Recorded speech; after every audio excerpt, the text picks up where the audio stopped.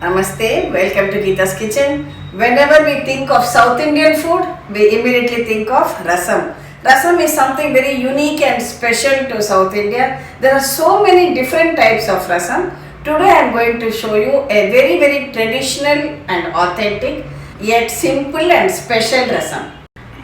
Today's rasam, we are going to use this special vessel. This is known as an Iya Sombu in Tamil. This is very special from the artisans in Tamil Nadu. It has been traditionally used for making rasams.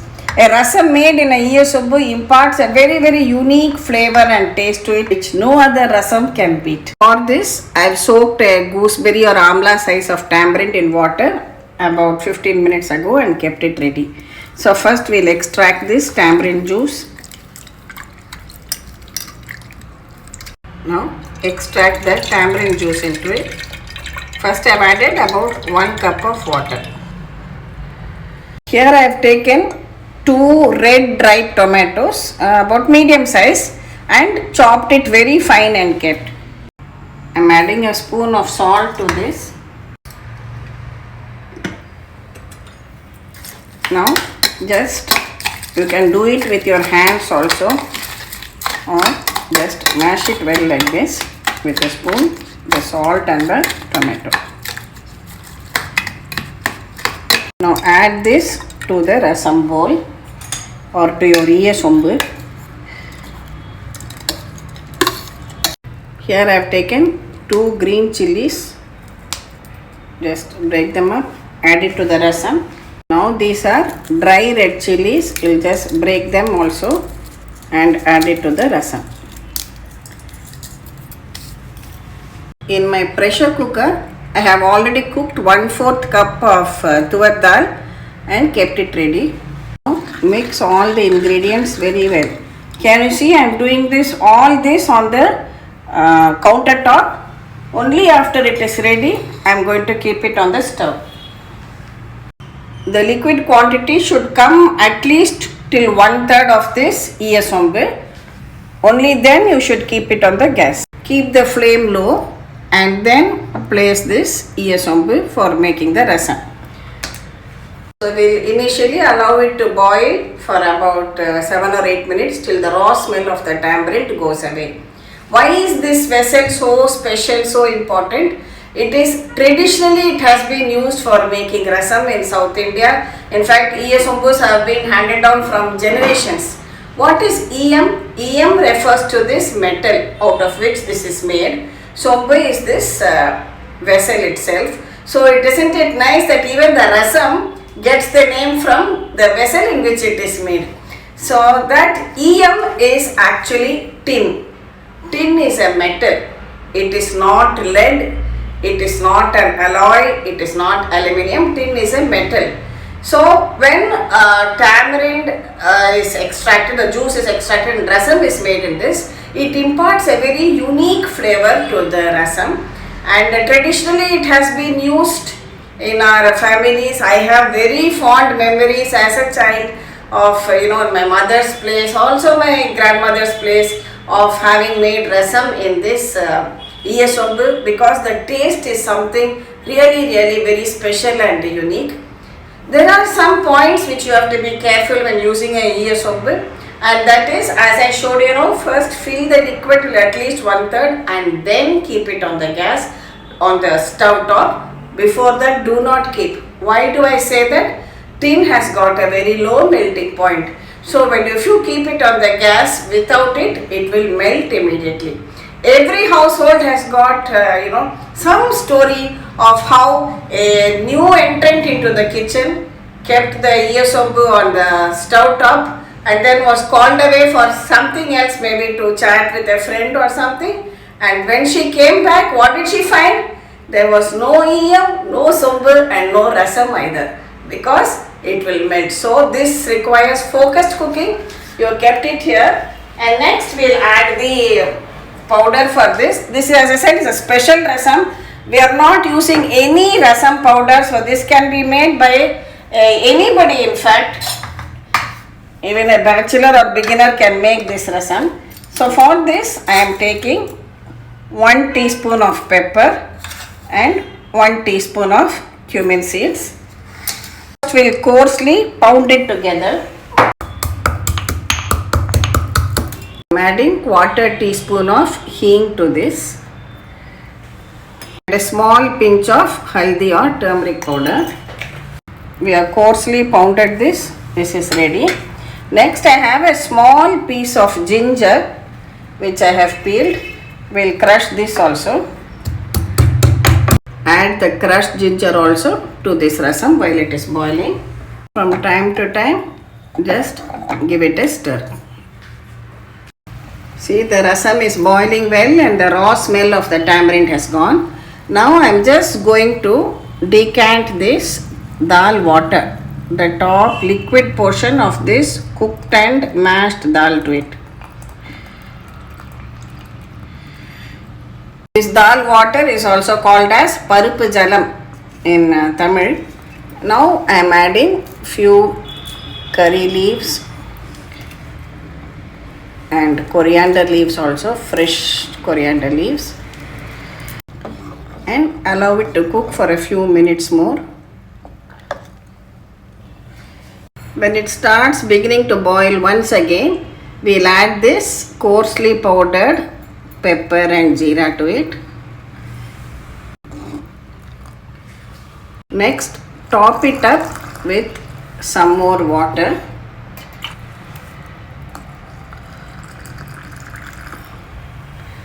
And again allow it to come to a boil just for a couple of minutes more. Some people also like to add a pinch of jaggery to the rasam. It depends on your taste. If you like, you can add.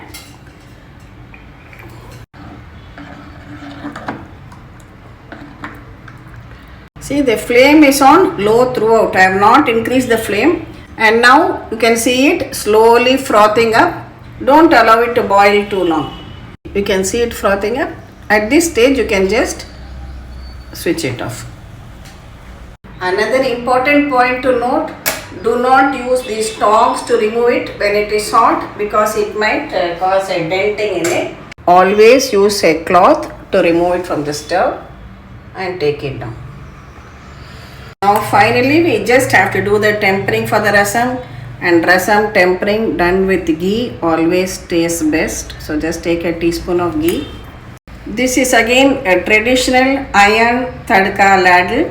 So you can see the long handle which is got so that the handle does not become hot. Now we'll add a few mustard seeds to it.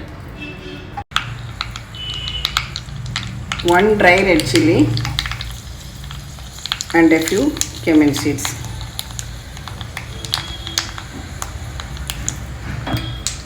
Now pour this on top of the rasam.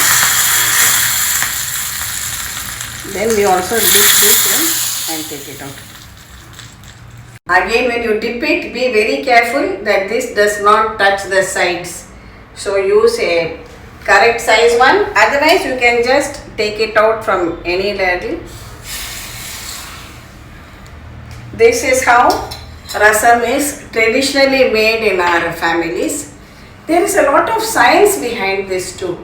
See this finally which I did in the tadka, pouring the rasam out, this is an iron ladle. So that is how naturally they saw to it that the family members did not suffer from iron deficiency, anemia too. I have used only a portion of the cooked dal, that is only the top liquid portion. Remaining I will use it to be served as plain dal with salt as the first course of the meal, or you can use it for sambar.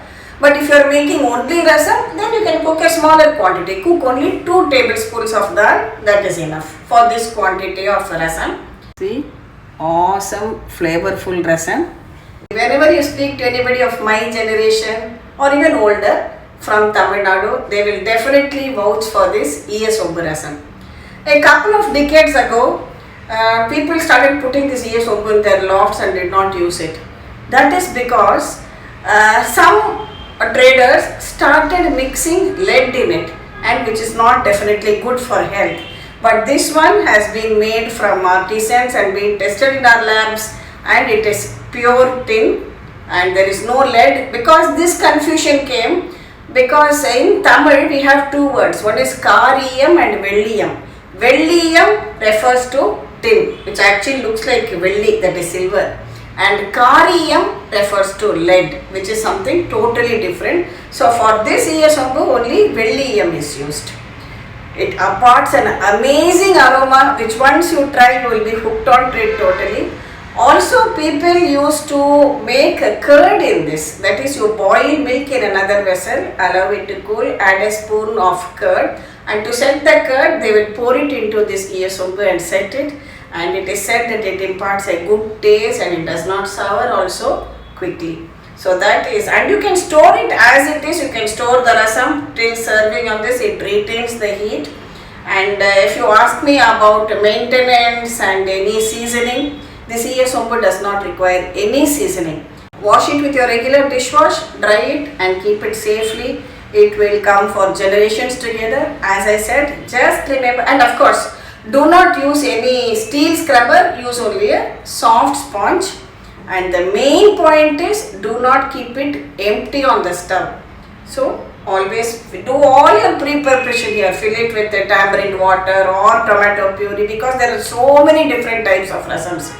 You have rasams with dal, without dal, with garlic, without garlic, with tomatoes, without tomato, with lemon, without lemon.